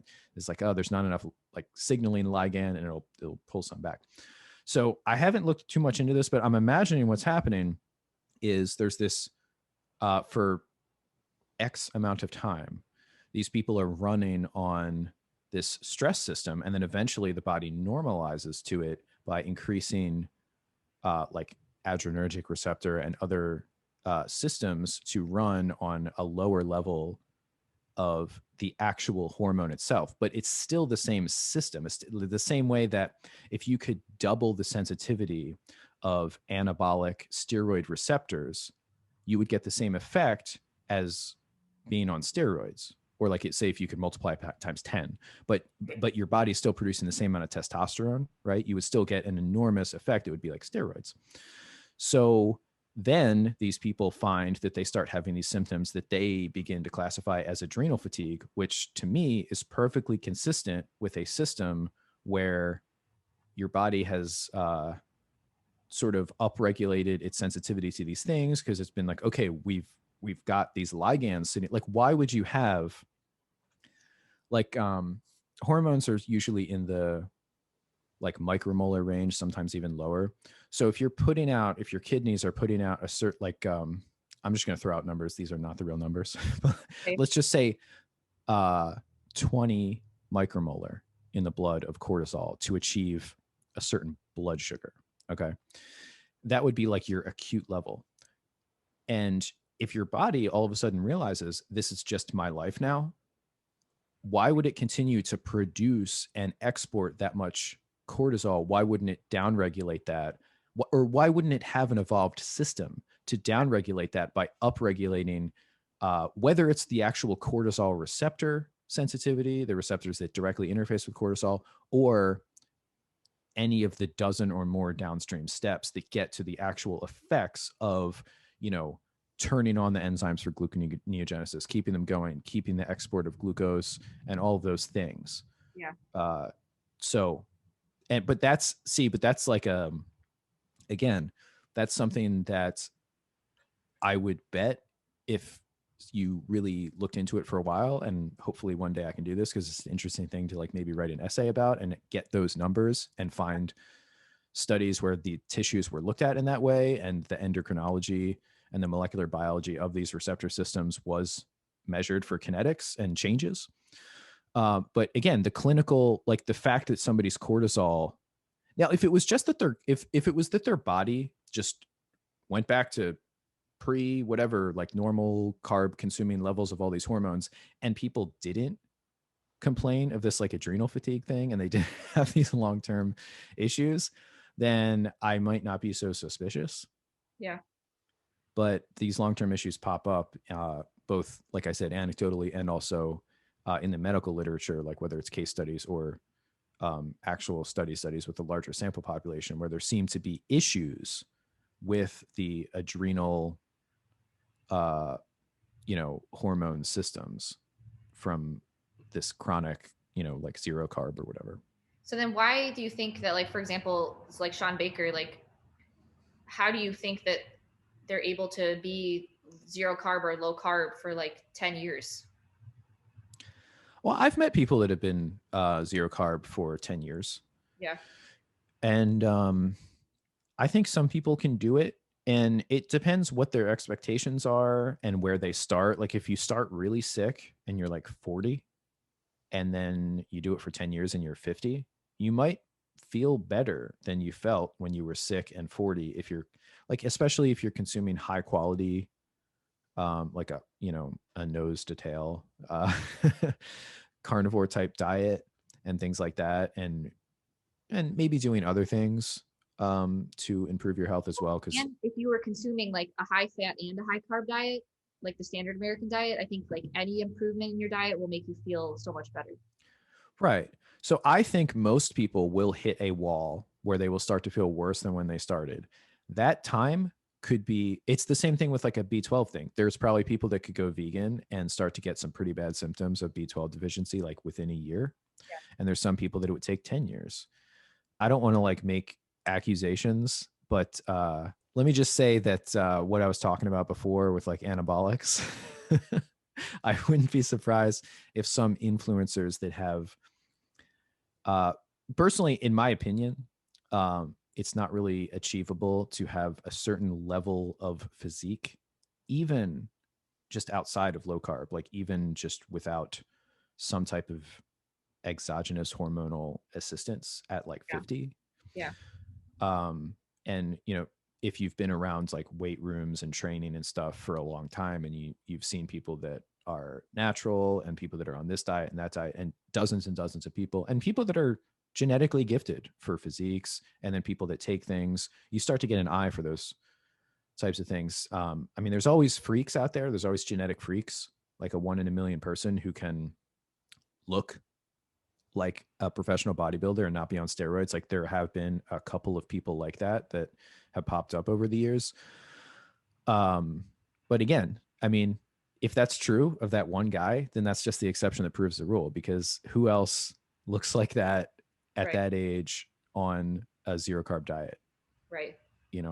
Right. Even the D'Agostino, is it Stina? I always forget. Dominic Don. It's D'Agostino or Ni. It ends in an O or an I. No. I always forget, and I don't mean to be disrespectful. D'Agostino. Okay, it ends in an O. Yeah. Yeah. Anyway, I don't know if his physique is still the way it is if you like Google image search pictures of him, but he had like a really impressive physique. Yeah. And I've just always maintained that he built that level of lean tissue with carbs. Maybe he maintains it without carbs, but you cannot build that without carbs. Like even like Thomas Delore, who has a pretty good physique, but he built that previous diet on a previous diet with carbohydrates. And then maybe if someone is like, I don't know, they, like you said, they can maintain that on a keto diet. I personally saw that like my strength was going down at a certain point. Like I reached that wall, and I was like comparing my training numbers to before I went low carb, and it was declining at a certain point. So I definitely reached, like you said, I reached my wall. But I think this whole discussion about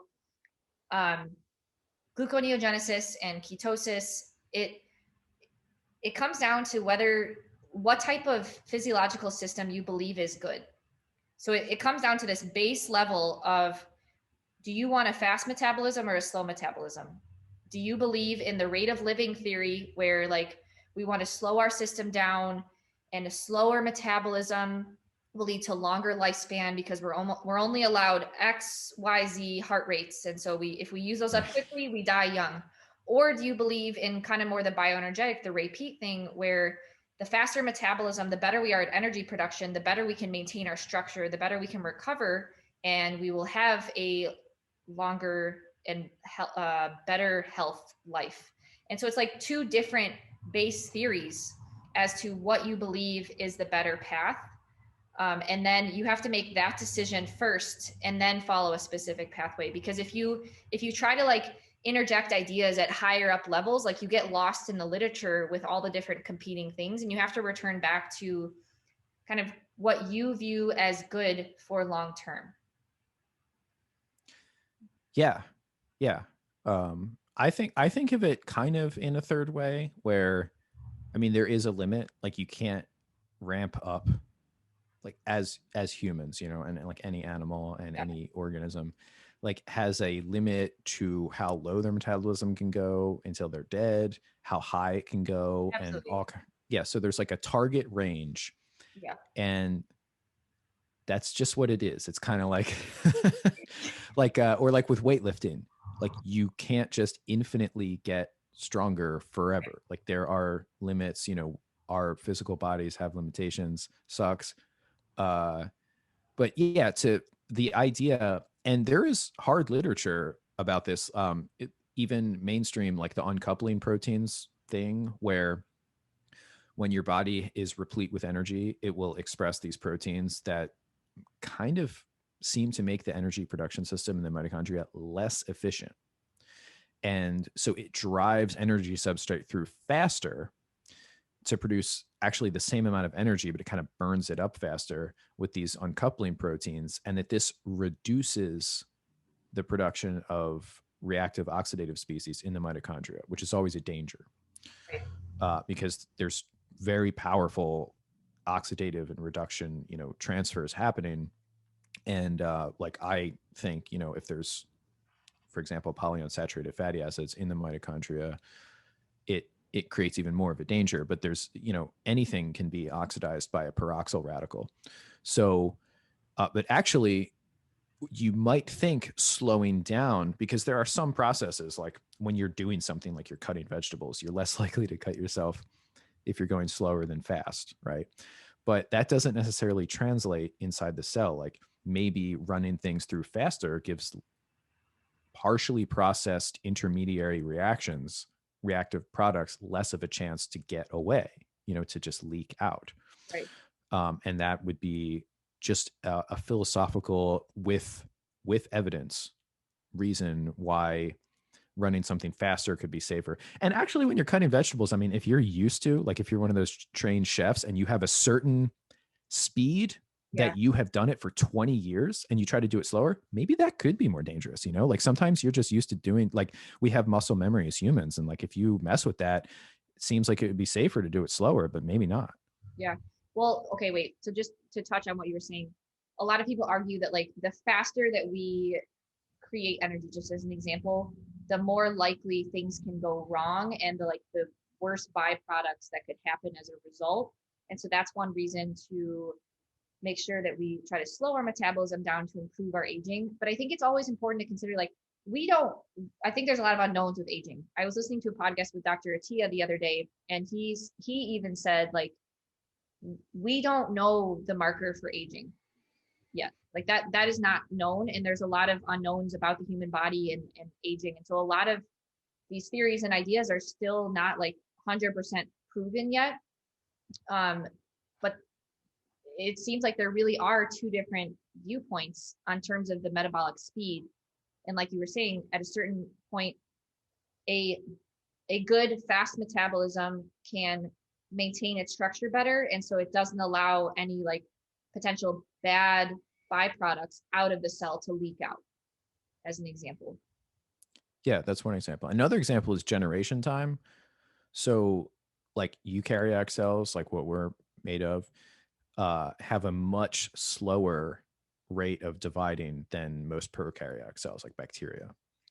And we can produce more energy. And they have a different strategy where, like, if something changes in their environment, they can respond really fast because they can you know, divide and grow really fast if there's a lot of stuff present. And whereas we can change less fast. Yeah. And one of the things that you know, that has been shown pretty clearly is that cancer cells have more, so bacterial cells have more liquid water in them, especially when they're about to divide. Our cells have more liquid water in them when they're about to divide. And cancer cells have chronically more water in them, and they divide faster and they produce less energy. And they do it mostly with glycolysis compared to regular healthy cells. This can be seen in MRIs, and cells that are stressed have more water in them and produce energy less well and do more glycolysis and less full oxidation of energy. So if you put all that together, an actual kind of like a steady, less dividing cell, but a cell that actually lives in that intermediary phase of its life longer, you can imagine as using things up less than tissues that have cells that are constantly dividing. But that's the effect of stress, and also seems to be the sort of strategy and the rate of living way for organisms that produce energy less efficiently, ones that don't have mitochondria, that don't do full oxidative metabolism like we do, and can't actually harvest energy quite as efficiently. So it's like, if cells aren't getting enough energy and producing it fast enough, then that could perhaps induce some of them to actually grow and divide faster, which is something that somebody just, might think of like that's associated with aging, right? Because like once you've reached maturity, you kind of want to just Right. like maintain. Right. Yeah. Okay. So if we can kind of summarize some of the things, and then as we summarize the points, if you think of anything else of like the potential consequences, feel free to just stop me. But um, no one is saying that like ketones aren't a great fuel source.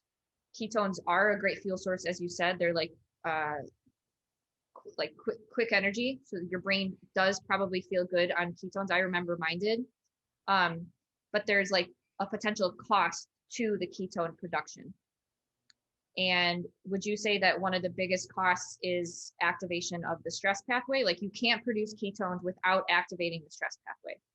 Yeah, for sure. Like that's just physiology. Yeah, because because the ketone production requires an amount of fatty acid uptake by the liver that spills over its capacity for beta oxidation of those fatty acids. And that can only happen from the influence of things like epinephrine that release enough fatty acids from adipocytes or from dietary intake or wherever it's coming from to overwhelm those systems. And if you're consuming enough carbohydrates, unless you have a really bad disease state like diabetes or something, your liver is not going to get overwhelmed by fatty acids in that way and start to produce physiologically relevant levels of ketones. So I think that's an important thing to like keep in mind is you won't be able to reach ketone production unless you are like consume enough fatty acids or are producing or breaking down fatty like your own tissue fat. So it's when your liver becomes like almost overwhelmed with fatty acids, and then it has to activate this other pathway to create ketones. Yeah. Right. I mean, it's just like turning on a backup generator. Yeah. And Yeah. nobody does that when the regular lights still work, from the power from the Yeah. cables outside. See, but this is my whole thing with like keto. I think that if someone feels good on it and reducing or eliminating a macronutrient allows them to make better food choices and they feel fine, like all that's great. But I kind of have now obviously changed my opinion that like I no longer think that that is like the most optimal pathway. I think that if you can better control the way that you eat and control the food that you consume, you can still feel great while not having these potential like stress activation pathways. So you can achieve the same benefits by not just eating a bunch of crap food. So like of course you're going to feel better than consuming high fat and high carb like donuts, pizza, muffins, like things like the standard American diet. Mm-hmm. And so if you feel better with keto, like eliminating those and you can make better food choices, that's fine. But I think the main point of this conversation was there could potentially be a way that you feel even better by like lowering your activation and not requiring the stress pathways as much if you're able to better control your food choices and have a good, like healthy carbohydrate sources, still consuming fatty acids because fats make up the membranes in our body and we need fats. And then also, of course, protein, like we said. So that's my thing. Like if someone really does like feel better and it helps them make better food choices, then like more power to you. But I think I used to have this like superiority complex that like being in ketosis and fasting and carb was like somewhat superior. Like I really did. And I don't want to project that same mindset with like my current way of eating. I just want to have discussions with people about presenting an alternative viewpoint on what we had before. Yeah, I mean, it's the same thing with vegetarian. Like there's plenty of people that go from a really crappy diet to a vegetarian or even a vegan diet, and that could be better, at least for a while.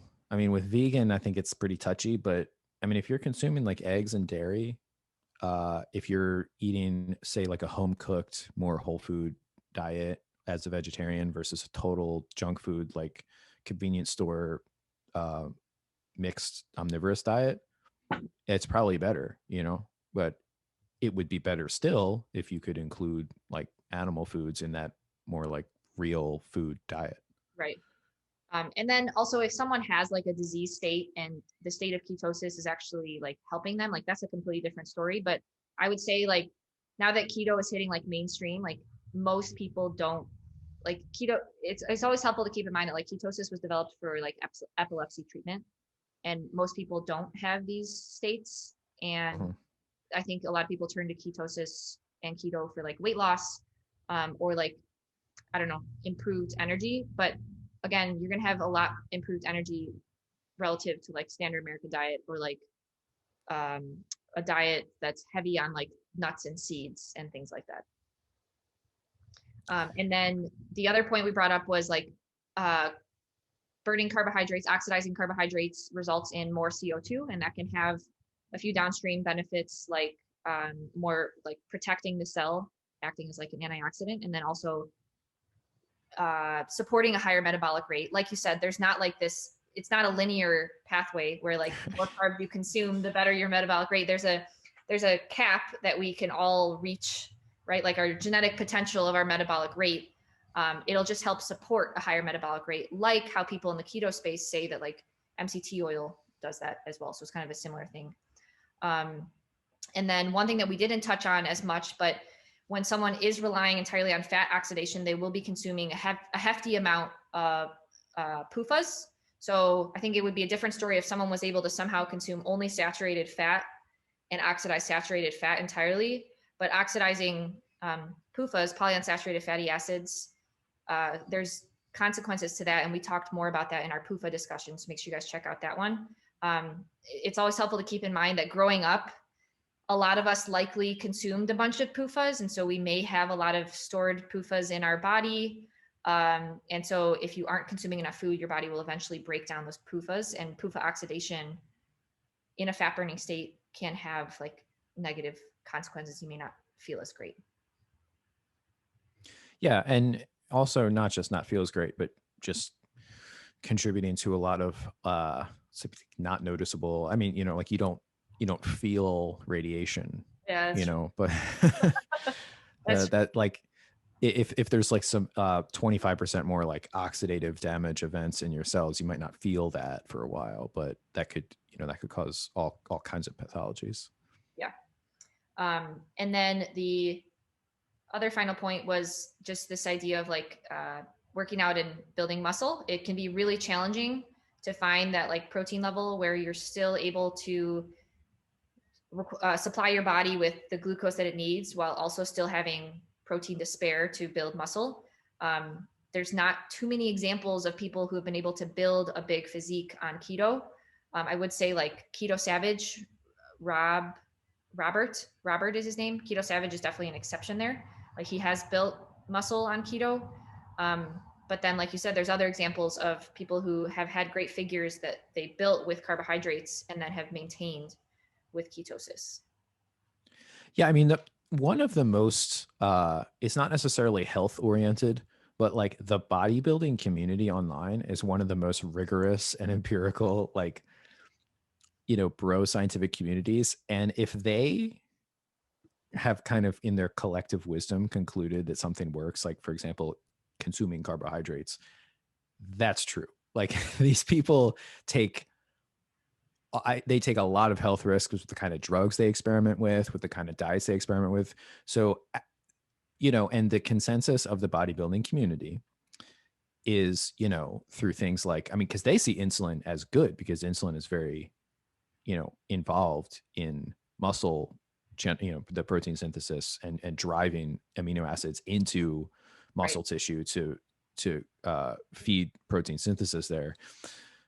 So they have that kind of a perspective. And I mean, you got to respect that. Like, again, not that everything bodybuilders do, or even most things they do is healthy. Right. But if you're talking about how to produce lean muscle, efficiently, just like whatever, they probably have the answer. Yeah. And there's definitely not professional bodybuilders that are keto. That will never happen. Yeah. But I think it is always important. Like there's more, I don't know, at a certain age, some people may not be interested in building muscle anymore. And like, there's of course, more than like building muscle. But in this conversation, we talked a little bit about how activating the stress pathway long-term. So if you do it intermittently, I don't think that that's going to be a problem at all. But if you're like chronically in ketosis for a very long period of time and are chronically relying on the stress pathway, that can lead to downstream negative health effects. I don't think anyone would agree that like having elevated stress levels, which is, like you said, it's hard to measure because maybe the your body like adjusts by increasing receptor sites and things like that. Like you don't know. Well, it's the same thing we talked about with when I was saying in the last conversation, the omega-3 literature has decided that an upregulation of like superoxide dismutase and enzymes that deal with oxidative stress is a good outcome. Right. So it's on a certain level, if you don't have really fast, obvious clinical outcomes to measure, and you have to measure like cellular physiology or like biochemistry or endocrinology or whatever, a lot of this is good, this is a bad outcome, this is a good outcome is narrative based and like from kind of a silly, like that's silly. Right. To say that's to like, it's like, oh yeah, we may have like more fires occurring, but like it's caused us to have more fire extinguishers installed. So like, this is a good, like it's whatever's causing these fires is good because now we have more fire extinguishers. It's like, no, like that's not like, fire extinguishers are cool and all, but like it's good to just not have the fires. Right. It just like reduces the debate to just like back and forth of studies. And that kind of doesn't really get us anywhere. Yeah. And there is a perspective that I could see somebody forwarding where they're like, well, I actually do think that a certain amount of this oxidative stress that causes perhaps an overreaction in the production of antioxidant enzymes is good.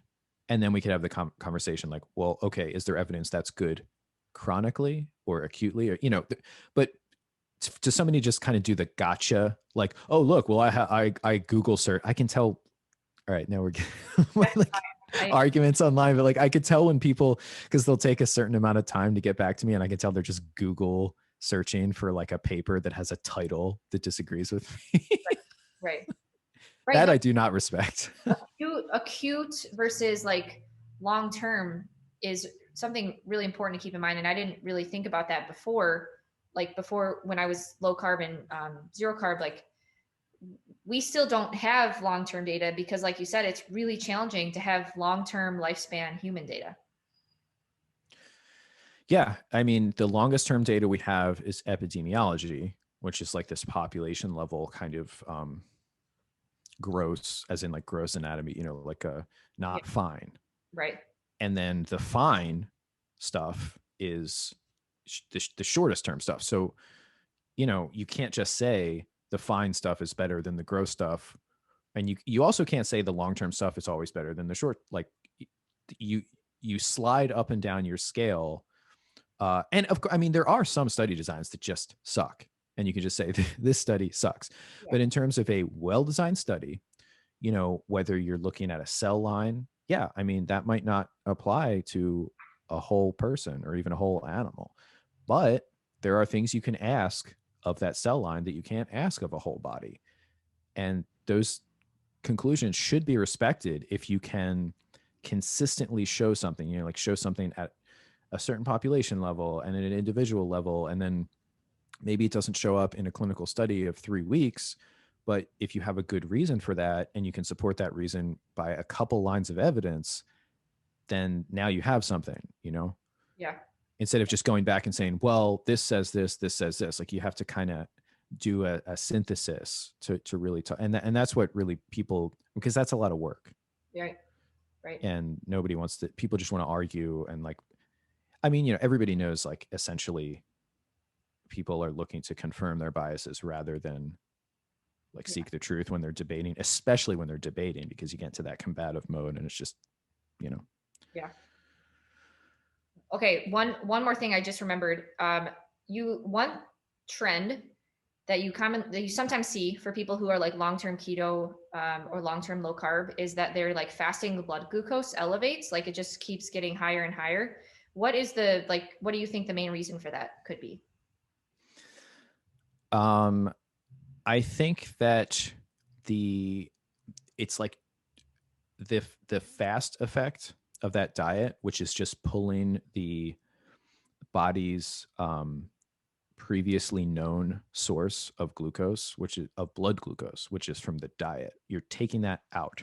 So that results immediately in just a lower average, whether it's fed or fasting, because you're not taking in dietary glucose anymore, blood glucose. But you are setting into motion these longer term endocrine changes, through what we were saying, the stress hormones and perhaps the resistance or the reorganization of the endocrine system to deal with a chronic role of those stress hormones rather than the acute role that I think they were sort of intended for. And then also you're building up fatty acids all over the place, whether it's, in the liver making ketones or in all the tissues that can use fatty acids over time and over time and over time, which themselves directly, just the presence of fatty acids directly oppose insulin. So any glucose that you have is going to be taken up slower, whereas the liver is going to keep exporting a certain amount. And over time, you're just going to kind of, because that initial effect of just ripping out dietary glucose, that happens right away. And then your glucose is going to be really low, perhaps even dangerously low, but at least much lower than before. But then this other very long-term effect will just build up over time, and you're building up an insulin resistance that is going to express itself as just the way any other insulin resistance does. It just takes a very long time, because if you had that insulin resistance that you were giving yourself with all those fatty acids and you were consuming carbohydrates, then you would have very slow disposal of those dietary carbohydrates, but you're not consuming them. So what you end up having is just a slow disposal of mostly liver exported glucose. Okay. And yes, that is a pretty common thing to happen. And I think that's very telling. Yeah. Because a few people have contacted us now that like they were on keto for a really long time and their blood glucose, their fasted glucose was rising. And then when they added back in carbohydrates and slightly reduced their fat consumption, their fasting glucose dropped. Because like you said, now they're reintroducing that dietary glucose. But I just thought that was an interesting trend, but your explanation makes sense. But okay, so I want to wrap up with I think that if someone is really persistent in staying in ketosis, like that's totally fine. My advice would be prioritize saturated fats and then just try to cycle out of ketosis every once in a while. Like make sure that you are introducing carbs at some point. Any other final tips Kyle has, or any other discussion points? I always say the same thing, which is because obviously there's a lot of people that just want to, like, they're in like a combative or defensive mode about it, and not even to just project that onto people, but like people have their belief, they're into it. Yeah. Perhaps it's making them feel good now, whatever. I would just say, like, just pay attention. like if you start to have a negative symptom that you notice or something pop up in your blood work, like fasting glucose, don't, I mean, it's your choice, but like that is information, and it may be like hurtful, and it may cause people to have like, because they believe in something, and now they're having this contradictory information, and a lot of people then do it harder, right? It's like, oh, well, are you consuming too much protein? You get on these, and it just becomes like a mental illness factory where these people encourage. It's like anorexic girl Tumblr, where they're just like, oh, I ate like I ate a half a cup of popcorn today, and they're like, did you throw it up? Like, and again, not that these obviously these people aren't, and not even that that's, I mean, I guess it's funny, but it's also not funny.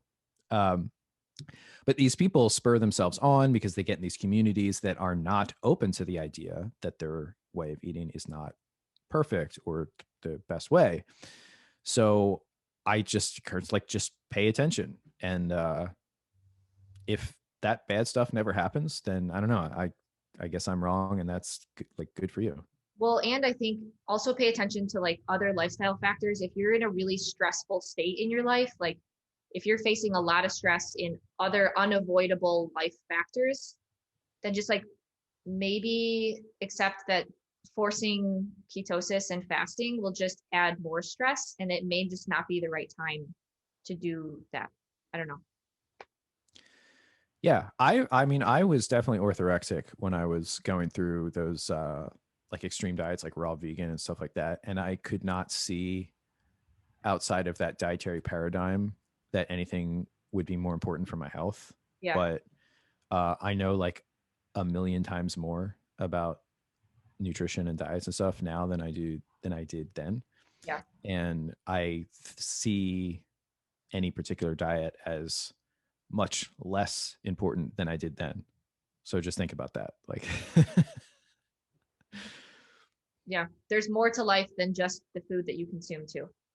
yeah, like you're not going to, I mean, if you have a pathological condition and you get put on any kind of like healthy diet, you will solve a lot of your problems. But if you have like all kinds of, like you're not going to like, solve your life's problems by like cutting out a macronutrient or something. Like it's not, like people think of it as this magical thing, and it's really marketed that way. And that's the part that actually like gets me angry and makes me like say mean things to people online, because I think people are being taken advantage of because people are looking for, whether they want like a quick fix or something. People are always looking for like different answers, and apparently there's plenty of people that are willing to tell them that this is the answer to their problems, and I just don't agree. Yeah. All right. Well, I think that's a good place to wrap up. Kyle, where can people find you? Nutrichronology, which is the first 8 letters of nutrition, and NUTRICRINOLOGY at YouTube. Yeah. Okay, cool. And then I'm sure I'll have to get you back on because I know that there will be some comments on this video. So we'll definitely get Kyle back on. So if you guys have any pressing questions, make sure you put it in the comments below. But appreciate your time, and thank you for coming on the channel again. Yeah, it was fun.